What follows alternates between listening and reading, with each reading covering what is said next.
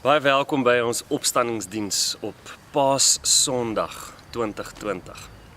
Ek het nou die dag vir die gemeente 'n link uitgestuur van 'n video van 'n ou oomie wat preek. En die storie soos ek hom oorspronklik het, is 'n storie van Tony Campolo. Hy het met hierdie oomie 'n gesprek gehad en die oom het hom vertel of hy was by toe die oom die preek gedoen het. Maar die preek het basies, hy was in een van daai Negro Spirituals kerke waar die gemeente die prediker aanmoedig om te preek. Nou die storie gaan dat hierdie oom het opgestaan en gesê, sy preek het iets gegaan soos "It's Friday, but Sunday's coming." Doodse stilte in die kerk. Dis sy volgende sin, "It's Friday, and the Jews took Jesus to Pilate, but Sunday is coming." En een tannie begin met, "Preach it, brother." Volgende sin, "It's Friday, and Pilate said Jesus must die, but Sunday is coming." En toe staan 'n skare mense wat skree, "Amen, preach it, brother, preach it, brother." Sy volgende sin, "It's Friday, and Jesus was hanging on the cross dying, but Sunday is coming." En 'n skare mense begin net skree, well, preach it, brother, amen, hallelujah, hallelujah." En toe begin hierdie oom skree, "It's Friday, and the devil couldn't keep my Jesus in the grave, because Sunday is coming." En dis hoe ek voel vanoggend. Want die duiwel kon nie Jesus in die graf hou nie. Niks of niemand kon Jesus in die graf hou nie. Want die een wat met die magswoord, met sy magswoord, die wêreld in stand hou, die son vanoggend laat opkom. Hy is die een wat mag het oor lewe en dood. En hy is die een wat aan die kruis hang. Maar triomfantelik die Sondagoggend opstaan uit die dood. Hy is die een wat ons lewe vrykoop en vir ons 'n nuwe bestaan gee. En sedertdien is elke dag 'n Sondag, 'n opstandingsdag, 'n dag wat mense wat dood was, lewend kan word. Sedertdien is elke dag 'n Sondag, 'n opstandingsdag, 'n dag waarin mense met nuwe lewe kan triomfantelik leef. Sedertdien is elke dag 'n Sondag, 'n opstandingsdag, waar mense wat vasgekeer is in vrees, kan beweeg na 'n plek toe van oorwinning, omdat Jesus reeds die dood oorwin het. Dis Sondag. En die duiwel kon nie Jesus in die graf hou nie. Triomfantelik het hy oorwin. Ek wil hê jy moet saam met my in Matteus 28 lees. Jy sien die opstanding van Jesus is die fondasie van ons Christelike geloof. Daar's baie godsdienste reg oor die wêreld wat leiers het, wat grafte het. Die Boeddhisme het die graf van Siddhartha Gautama. Islam het die graf van die profeet Mohammed. Maar ons leier het opgestaan. En dis wat ons onderskei van ander gelowe. Ons leier leef triomfantelik. Matteus 28 vertel vir ons daai verhaal. Nou, Matteus 28 is 'n emosionele uitbeelding van dit wat daai Sondagoggend gebeur het. Dit begin, jy kan saam met my lees, so ons gaan sommer so deur dit gaan. Dit begin met na die Sabbatdag, toe dit Sondagmôre begin lig word, het Maria Magdalena en die ander Maria na die graf gaan kyk. Dit begin met na die Sabbatdag, wat eintlik maar 'n tipe van 'n tydsraamwerk wil gee.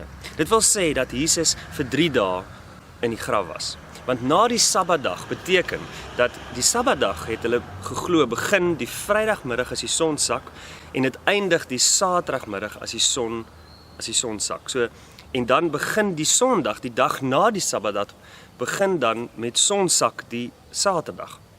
Met ander woorde, toe die son opkom die Sondagmôre, soos dit nou die son besig is om op te kom hier in Robertson, was Jesus dan alreeds vir die 3de dag en die 12de uur basies van die 3de dag in die graf. So na die Sabbatdag beteken eintlik dat Jesus vir 3 dae in die graf is. Nou soos ek gesê het, Matteus gee vir ons 'n bietjie van 'n emosionele uitkyk op die opstanding. En die eerste emosie wat die vrouens ervaar is hartseer. Die woord sê hulle het na die graf gaan kyk. Maar in die Markus evangelie staan daar eintlik dat hulle gegaan het om reukolie. Hulle het ekstra reukolie gekoop en hulle het gegaan om hierdie reukolie oor Jesus te gaan gooi. Hulle het gegaan om Jesus te gaan salf met 'n ekstra reukolie op dag 3 nadat hy dood is. Met die implikasie is dat hierdie vroue is eintlik so hartseer. Hulle is eintlik so by 'n gevoel van verlies nog steeds dat hulle moet gaan. Dis asof hulle gevoel so groot is vir hierdie Jesus, dat hulle moet gaan om hom te gaan salf, net nog 'n keer. Hulle kan nie toelaat dat Jesus se liggaam na dood gaan ruik nie. Hulle moet hom nog 'n keer gaan salf. Nou wie is hierdie vroue? Hierdie vroue is, Matteus sê 2, maar daar's eintlik 4. Dis Maria Magdalena, die vrou by wie Jesus verskeidenheid van bose geeste uitgestuur het. Dan is daar die ander Maria, en volgens Matteus 27 vers 56 is sy die ma van Jakobus en van Josef.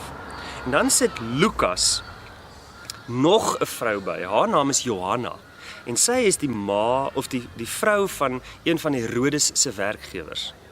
Maar dan is daar nog 'n vrou. Markus evangelie sit vir Salome by. Salome is die ma van Johannes en Jakobus, wat die bynaam het van die Boanerges, die seun van die donder. So mense kan amper half dink, hierdie vrou het ekstra bietjie genade nodig, dat sy hierdie 2 seuns moes grootmaak, nee. Maar dis die 4 vroue. Maria Magdalena, die ander Maria, die ma van Jakobus, Salome, die ma van Johannes en Jakobus, en Johanna, die vrou van die werkgewer van Herodes. So, hulle was getroue volgelinge van Jesus. Hulle was daar toe Jesus bedien het. Hulle het saam met Jesus van Galilea af opgestap Judea toe en weer terug. Hulle was heeltyd by. Hulle was by Jesus se bediening en toe hulle by Jesus se kruisiging. En die mooi van hierdie storie van hierdie band of women, hierdie vroue, was dat hulle nie gegaan het toe die disippels gegaan het nie. Die disippels het op 'n stadium almal gevlug. Hulle was bang, die disippels het almal weggehardloop en soos Petrus die Here verloon. Maar die vroue bly. Hulle is daar tydens Jesus se bediening, maar hulle is ook daar tydens Jesus se dood. En nou die Sondagmôre is hulle daar met sy opstanding. Wat van die disippels? Nee, hulle is weg. Ironies, die woord sê in Matteus 27 dat die Jode het na Pilatus toe gegaan en gesê, hierdie man het gesê, na 3 dae gaan hy opstaan, so geef vir ons 'n wag. Geef vir ons 'n wag, want ons is bang, die disippels wil sy liggaam steel. Ironies, nee, dat die Jode, die Fariseërs, die priesterhoofde, hulle onthou van die opstanding, maar die disippels sit iewers in die bovertrek, in 'n hoekie, bang, onseker, ontnigter oor wat gebeur het. Tot 'n mate kan ek hulle gevoel verstaan. Ek bedoel, 3 jaar het hulle saam met Jesus beweeg. 3 jaar was hulle saam met Jesus. Hulle het gesien wat sy wonderwerke hy doen. Hulle het beleef hoe hy al die dinge doen en sê en al sy leringe het hulle eerstehands gehoor. Hulle het gedink hy is die Messias en nou iewes skielik sy dood. So tot 'n mate kan ek hulle ontnigtering verstaan. Maar sien, hulle is vasgevang by Vrydag.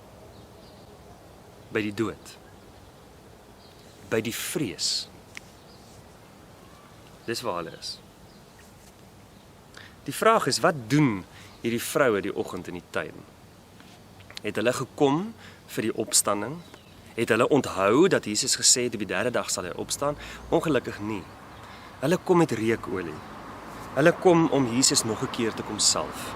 Hulle kom omdat hulle 'n gevoel het vir Jesus. Hulle kom omdat hulle hartseer net so groot is dat hulle nie kan anders as om te kom nie. Ten spyte van 'n klip, ten spyte van 'n reuse klip wat gerol is en met die Romeinse seël toegemaak is. Matteus 27, kom hulle, want hulle is hartseer. Hulle treur. En tot 'n mate is hierdie vroue ook by Vrydag. So die setting is die tuin, die tyd is vroegoggend, daardie Paasondag, en die rede is die reukolie, die hartseer. Die eerste emosie wat ons dus raak lees in Matteus 28 is hierdie emosie van hierdie deernis en uitermatige versorging. Maar vinnig verander hierdie emosie. Die tweede emosie wat ons raak lees is sommer in vers 2 en dis skok. Want vers 2 sê, skielik was daar 'n geweldige aardbewing. 'n Engel van die Here het van die hemel afgekom, na die graf toe gegaan, die klip weggerol en daarop gaan sit. Sy voorkoms was so blink soos weerlig en sy klere so wit soos sneeu. Van skrik vir hom het die wagte gebewe en soos dooies geword. So ewe skielik is daar 'n geweldige aardbewing. Dieselfde tipe aardbewing, die opvolg aardbewing van wat die Vrydag gebeur het. Die Vrydagmiddag of Vrydag 12 uur was Golgotha, die kopbeenplek, die kruis van Jesus was die middelpunt van daardie aardbewing. Maar Sondagoggend is die graf van Jesus, die plek waarvandaan die aarde geweldig bewe. En hoor mooi, die Griek sê, hierdie was 'n megas seismos. Dit was 'n geweldige aardbewing. Dit was nie net 'n trilling van die aardkors nie. Die teekoppies het nie net bietjie gebewe nie. Dit was 'n geweldige aardbewing, soveel so dat die klippe gebars het Vrydag. So Sondagoggend is hierdie ook hierdie verskriklike aardbewing. Die aarde bewe as Jesus sterf en die aarde bewe as Jesus opstaan uit die dood uit. En hoor mooi die sequence, dit was eers die aardbewing en toe die engel. So die engel het nie gekom om Jesus op te wek nie. Jesus is opgewek en toe het die engel gekom. Die engel het gekom om die graf oop te maak. Nie om Jesus uit te laat nie, maar om die vroue in te laat. En dit moet ons baie mooi verstaan. Jesus het opgestaan. Jesus het die hoe van die opstanding verstaan ons nie.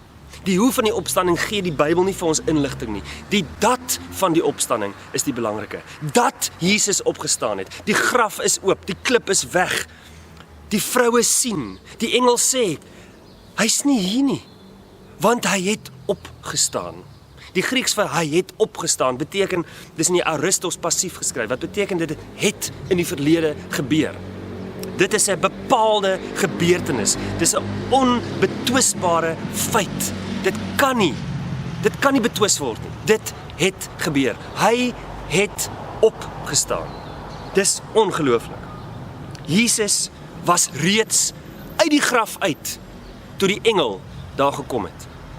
Jesus het opgestaan. Hy is so blink soos weerlig. Sy klere is so wit soos sneeu. Hier's 'n bo-natuurlike helderheid aan hierdie engel gekoppel.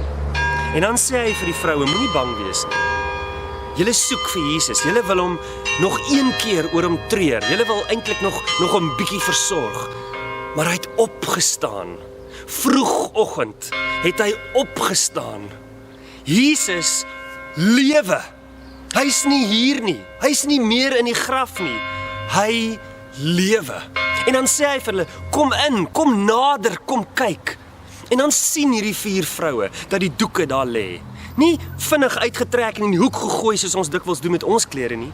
Ook nie weg nie. Dis nie asof iemand die lijk van Jesus gesteel het nie, want niemand sal 'n 3 dae oue lijk steel en sy doeke los nie. Die doeke lê presies soos wat hulle, die vroue, Jesus in die graf uitgelê het. Behalwe Jesus is nie daar nie. Die kopdoek is by die kop en die lyfdoek is by die lyf. Hy het opgestaan. Die opstanding het gebeur. En dan gee die engel vir die vroue 'n opdrag. Dan sê hy, gaan vinnig, gaan na julle disippels toe en gaan vertel vir hulle dat Jesus nie hier is nie, dat Jesus opgestaan het. En hulle moet vooruit gaan. Hy gaan hulle vooruit na Galilea toe en daar sal hulle hom sien. Met implikasie van julle het hom nou hier gesien, maar hulle gaan hom in Galilea sien. So die opdrag is, gaan. Hierdie saamgebondelde klomp broers wat in die bovertrek sit, moet ook nou weet. Die vraag wat ek al baie gevra het is, hoekom is die vroue die eerste ooggetuies van die opstanding? Is dit omdat hulle loyaal was aan Jesus? Is dit omdat hulle baie lief was vir Jesus? Is dit omdat Matteus op een of ander manier 'n geslagsding wil doen en sê die vroue het ook 'n plek in die koninkryk? Mense kan baie daaroor spekuleer. Ek glo die eenvoud is, die vroue was daar. Die disippels was by Vrydag. Die vroue was daar. Hulle het Jesus kom versorg. Maar die implikasie is, as jy is waar God werk, dan gaan jy God sien. As jy by Vrydag vasgehak het, dan gaan jy nie Sondag kan beleef nie. So die vroue gaan dan haastig. Vers 28 sê, hulle het toe haastig van die graf af weggegaan, bang maar bly. En hulle het gehardloop om dit aan die disippels te gaan vertel. So die emosie het verander. Hulle was nou bang maar bly. Joh, dis 'n nuwe emosie hierdie. Dis 'n opgewondenheid. Dis 'n vrees, dis 'n bewing, dis iets van onsekerheid, maar dis tog iets van hier gebeur iets. Ek is opgewonde. Iets van dit wat hy gesê het hy gaan doen, het nou gebeur. Iets van hy is regtig die seun van God. Iets van die opstanding het plaasgevind. Dis 'n bonatuurlike ding. Ons het dit gesien, ons het die bewyse gesien. Dis onbetwisbaar waar. Jesus het opgestaan. En dan kom ons by die derde emosie. Vers 9 sê, skielik het Jesus daar voor die vroue gestaan en hulle gegroet. Die Grieks vir gegroet beteken net, hallo dames. 'n bekende stem, 'n stem wat hulle ken, maar 'n stem wat hulle so met deernis kom vervul. Want iewes skielik sien hulle, hierdie is die opgestane Jesus. Hulle het nader gekom, sy voete gegryp en hom aanbid. Hulle beweeg van hartseer, van treur, na bang maar bly, na aanbidding. Het jy al ooit iemand se voete gegryp? Dis asof jy nie wil hê daai persoon moet weggaan nie. Dis suiwer liefde wat wil hê dat hierdie persoon moet bly. En dis wat hier gebeur. Hulle gryp sy voete. Toe hulle agterkom, hierdie is Jesus, opstanding Jesus, post-opstanding Jesus, verheerlikte Jesus, God self Jesus, die opgestane seun van God Jesus. Och, is mooi. Hulle val op hulle knieë, hulle val op hulle gesigte, hulle gryp sy voete, hulle aanbid hom. Nou baie mooi, hierdie aanbid is nie 'n worship set en gitare en dromme en orgels en wat ook al musiek nie. Nee, dis 'n instinktiewe, oombliklike, hierdie is die redder van die wêreld. Dis 'n gevoel van, ek is onder die gesag van hierdie opgestane seun van God. Dis 'n aanbidding van, ek is lief vir hierdie opgestane seun van God. Ek kan nie sonder hierdie nie. Ek hoef nie te vrees nie. Ek het hoop. Ek het hoop. Dis 'n oombliklike wete dat ek hoop het. Want alles wat Jesus gesê het, alles wat Jesus geleer het, alles wat Jesus kom vervul het waar geword toe hy hulle gegroet het. As die opgestane seun van God.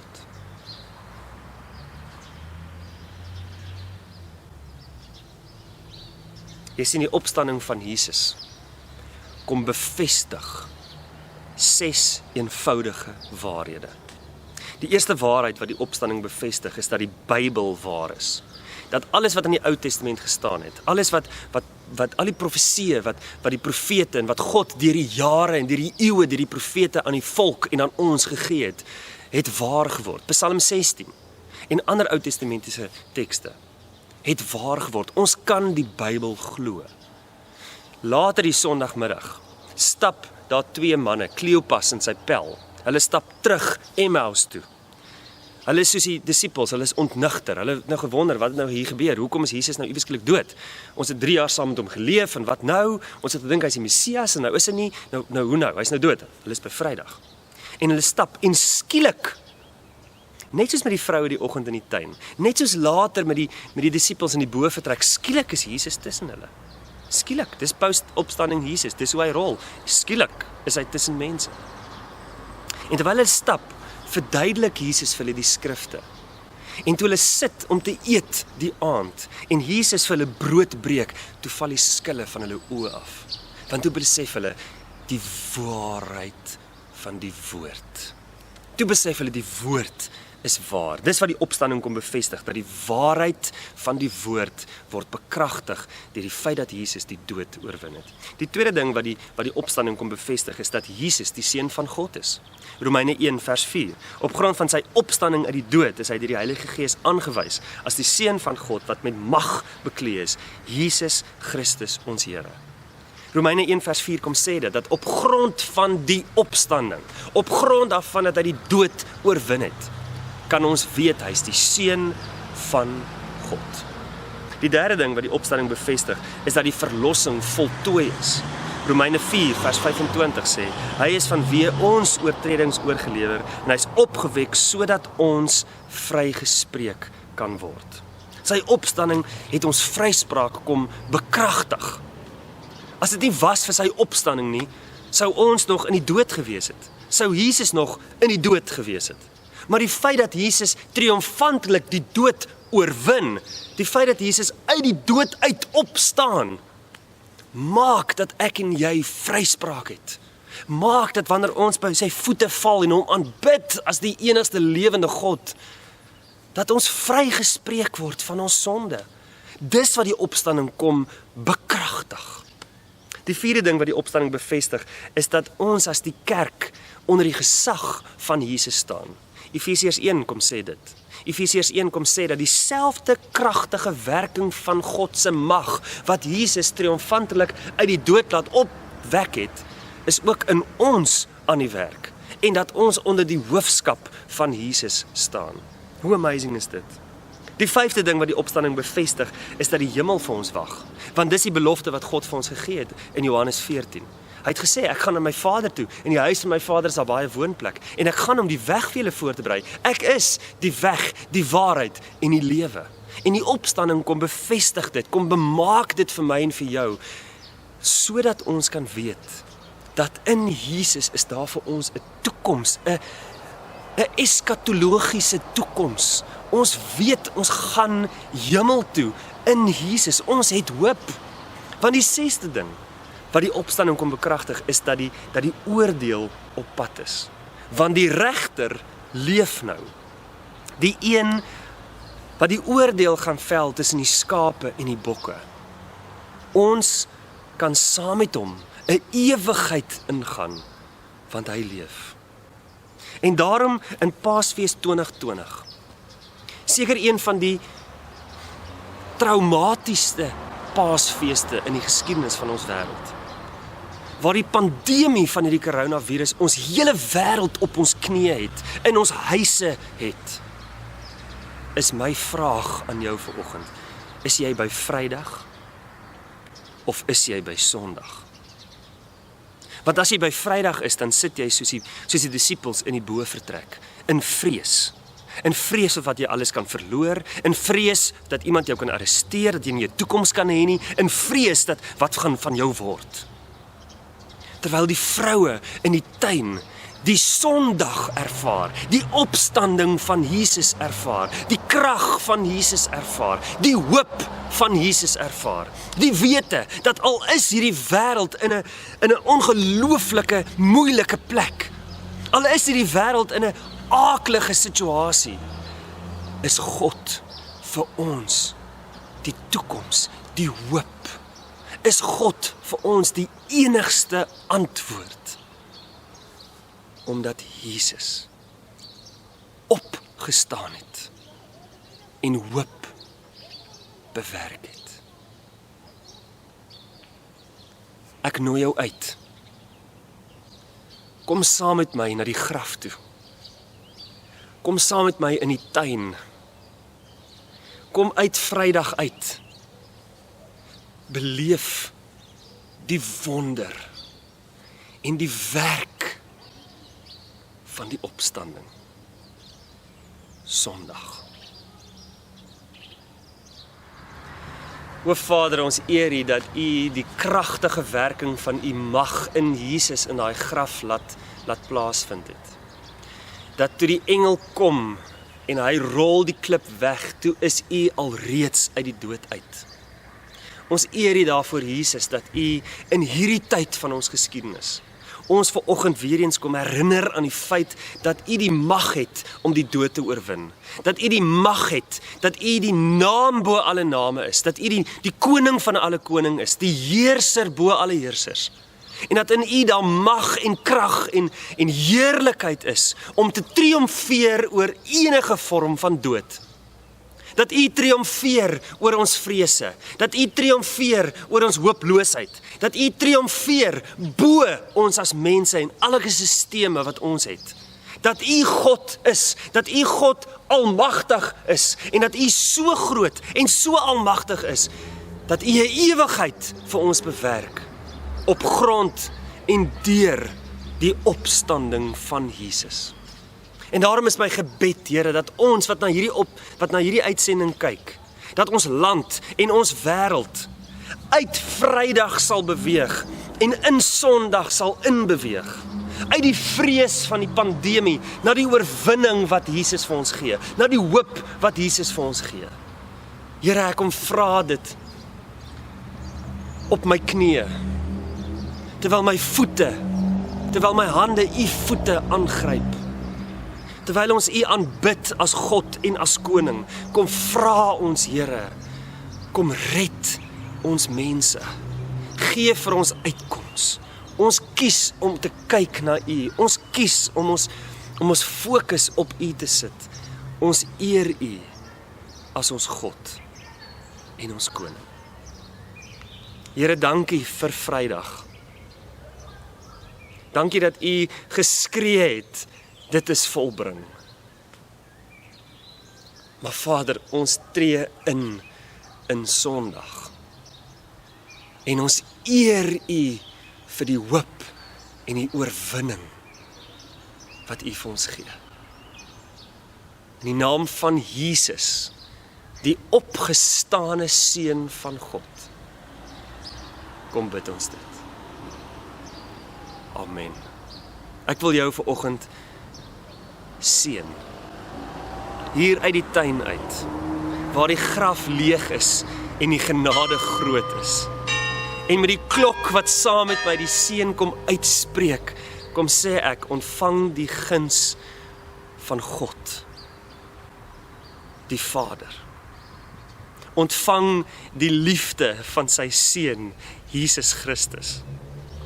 En ontvang die teenwoordigheid van sy Gees. Gaan in vrede, want God se vrede is met u. Amen.